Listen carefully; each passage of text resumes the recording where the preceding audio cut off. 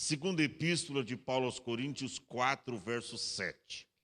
Temos, porém, esse tesouro em vaso de barro, para que a excelência do poder seja de Deus e não de nós.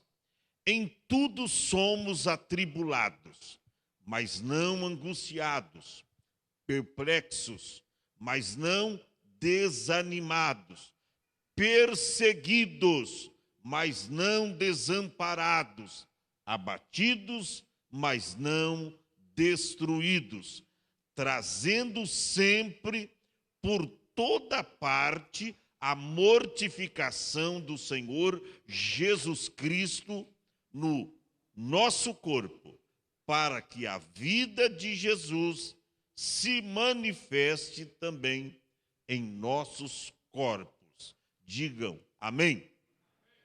Tome assento, um minutinho só. Paulo fala aqui de um tesouro. Ele diz que nós temos esse tesouro em vaso de barros, ou barro. E é interessante porque alguém disse, pastor, mas que tesouro é este? Paulo tratava do tesouro da salvação. A salvação que eu e você alcançamos através da morte vicária de Cristo na cruz. Então, é um tesouro espiritual. Hoje você goza desse privilégio, o gozo da salvação. Gozo da salvação. Ele é dito lá em Isaías capítulo 12, fala do gozo da salvação, para a gente se exaltar no gozo da salvação. E vós com alegria tirareis águas das fontes da salvação. Isaías 12, você vai ver isso. E Hebreus também fala, interessante, Hebreus no capítulo de número 2, a Bíblia diz, como escaparemos nós, se não atentarmos para uma tão grande salvação. Uma salvação grandíssima, avultada, grandiosa. Só que essa salvação que é grande, ela está em um vaso de barro, como Paulo diz. Temos, porém, esse tesouro, só que o vaso é do quê? De barro. E um vaso de barro, permita a minha franqueza, irmão, e a liberdade que eu desfruto do Espírito Santo em vos dizer isso, ele quebra facilmente, porque é de barro. Mas por que Deus coloca um precioso tesouro, como a salvação é, num vaso de barro? Para alguns é até um desperdício, porque tem gente que não valoriza aquilo que Deus fez por ele na cruz, o sacrifício da cruz. Ele não valoriza a salvação que foi através da morte e morte de cruz, uma morte horrenda. Tem gente que não valoriza. Por que Deus colocou esse tesouro em um vaso de barro? E Paulo dá a resposta. Para que a excelência do poder de Deus seja de Deus e não de nós. Ou seja, para que a excelência do poder seja de Deus e não de nós. Porque se a gente pudesse nos gabar com a salvação e até mesmo uma vez recebida de Deus, não, eu tenho condições de guardá-la e jamais eu vou perdê-la e jamais eu vou abrir mão dela. E é tudo engano, que a gente abre mão da salvação. Tem hora que você troca a salvação em Cristo por coisas banais desta vida, por coisas deste mundo. E a Bíblia diz, Marcos 8:36, o que aproveitaria o homem ganhar o mundo inteiro e perder a sua alma. Então não esqueça que você tem um tesouro chamado salvação, mas o vaso é de barro. Se o vaso é de barro, eu preciso ter cautela, eu preciso ter cuidado. Porque se o vaso está em cima de uma mesa, qualquer um der um esbarrão no vaso, ele pode cair. E caindo, ele vai quebrar-se. Então a gente precisa tomar cuidado. Hoje, você que está em Cristo, você tem a salvação. Mas se amanhã você se desvia do caminho, você perde. Esse negócio de uma vez salvo para sempre. Eu já passei pelo processo do batismo, eu já aceitei Jesus como meu salvador, desci as águas batismais e agora já tenho o meu nome escrito no livro da vida. Não, meu filho, não é assim não. Apocalipse 3:11 diz: eis que venho sem demora, guarde o que tens, para que ninguém tome a sua coroa. Você tem um tesouro, mas o vaso é de barro, então você precisa guardar esse tesouro que tem. E aí, Paulo, na continuidade, ele diz: em tudo somos atribulados. Veja bem, você vê que ele associa aqui a salvação com lutas desse tempo presente. Não é porque você é salvo que você estará isento de problemas, de dificuldades.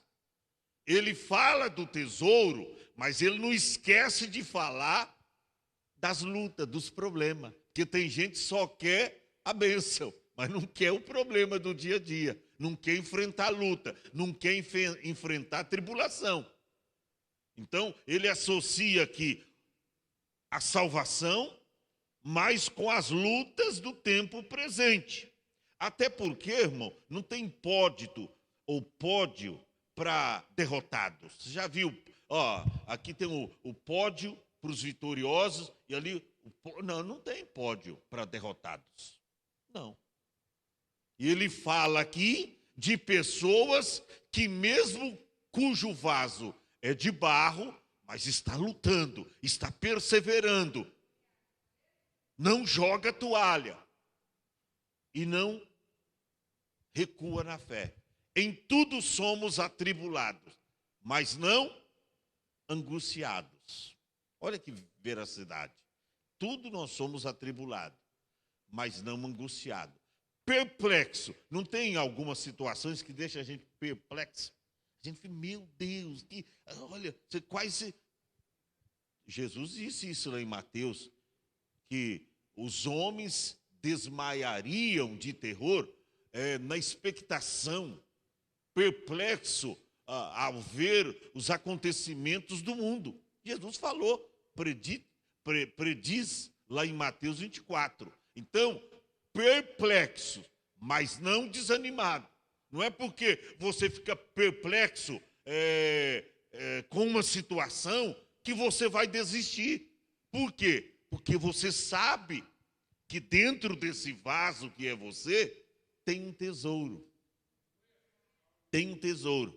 E aí você luta por esse tesouro. Tem hora que dá vontade de parar, mas aí você lembra do tesouro. Isso é, você lembra do céu.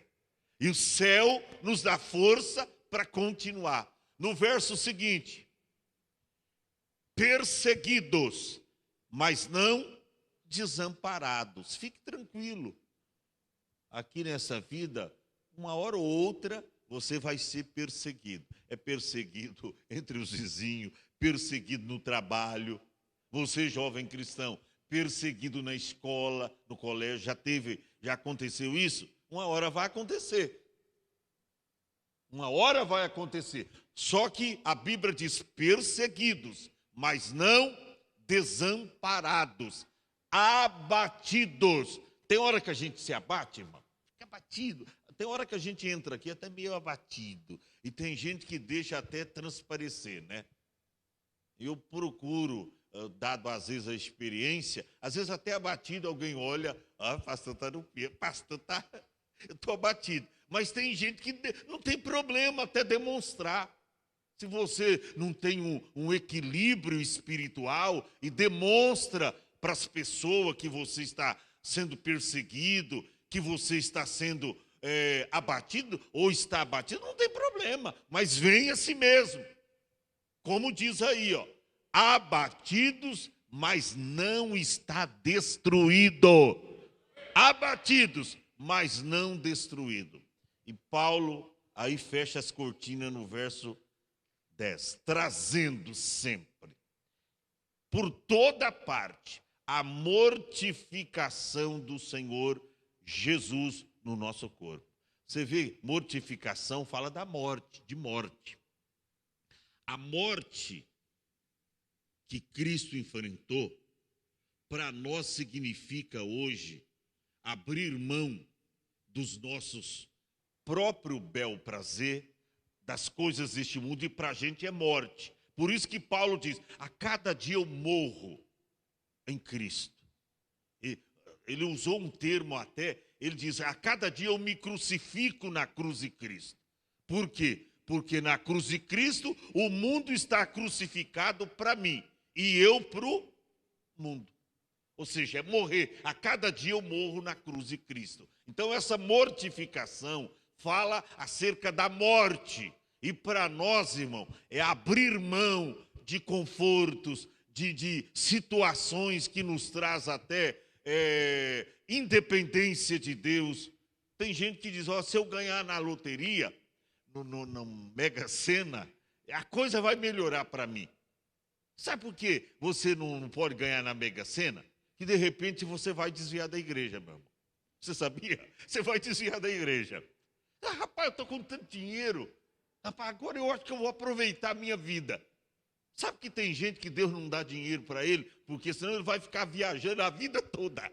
Vamos conhecer tudo. E aí pronto, se desvia da igreja. Aí Deus dá a luta do dia a dia, para ele ganhar só o sustento. E olha lá, irmão, tá? Para ele não se desviar da fé. É a mortificação, tá? É a mortificação do nosso corpo. Para que a vida de Cristo, tá vendo? Você morre de um lado. Você morre de um lado. É o que Jesus disse. Quem perder a sua vida por amor a mim, salvará. Mas quem salvar a sua vida, ou querer salvar a sua vida, abrindo mão de Cristo e se aderindo a esse mundo, perde a alma. Então, morrer com Cristo é isso aí. É você viver a vida de Cristo para que ela se manifeste também nos nossos corpos ou no seu corpo mortal. Fica em pé, vamos